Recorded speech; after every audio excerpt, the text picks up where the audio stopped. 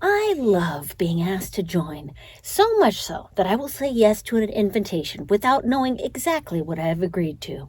When I was in my late 20s, a fellow production secretary at Nickelodeon Animation Studios, whom I will call Tina, told me about an event she was attending at the Hollywood Roosevelt Hotel and asked me to accompany her. Of course, Tina! Tina had been going through some difficulties that involved muffled weeping in the bathroom. I wanted to support and hoped there might be food. There was not.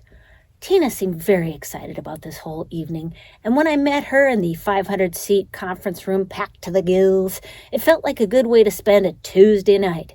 A few different speakers got up and talked about how they had once been pathetic, and now, thanks to heart bouncers, they were vigorous and empowered. Awesome! I applauded and whooped. Good for them! After the speechifying, we were encouraged to stand up and share openly about our personal sorrows, why we're all there that night.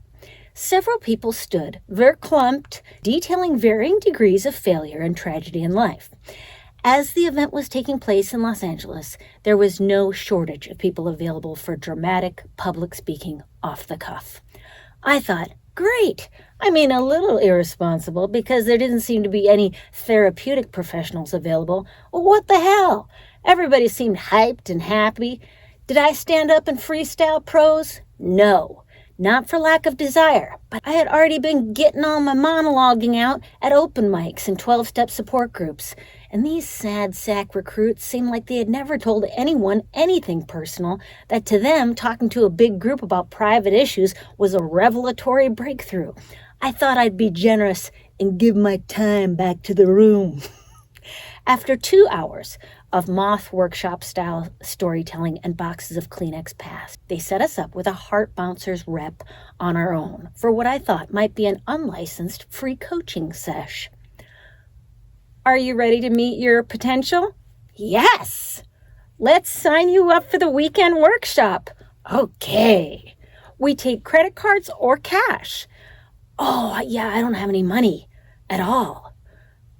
What are you afraid of? Fulfilling my potential? Do you know anyone who might have the money to support you in becoming your best self?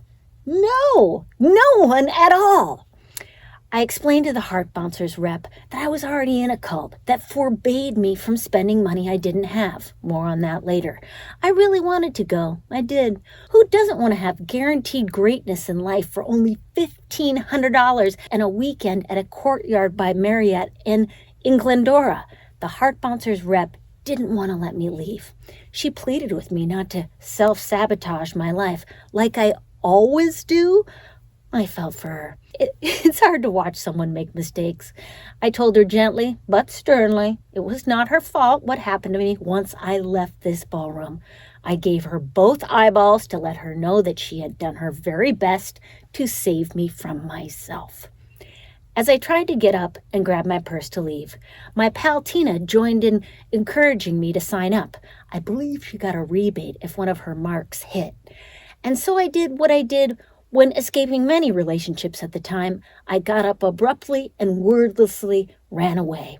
I genuinely, at pace, sprinted out of the hotel back to my 1988 Toyota Corolla I'd parked on the dark streets of Hollywood and drove to a 7-Eleven for a pack of hot peanuts, thereby manifesting several dreams on my vision board at that time in the process. I seem to love Runner's World magazine and always have a few roughly torn out images of a 10K participant, though I myself have yet to run such a race. Even though Heart Bouncers did not take, I am very fond of suddenly adopting a new set of ideals in order to receive welcome from any rigid group of weirdos. If these people want a piece of me so badly, I must have been okay. I am not okay.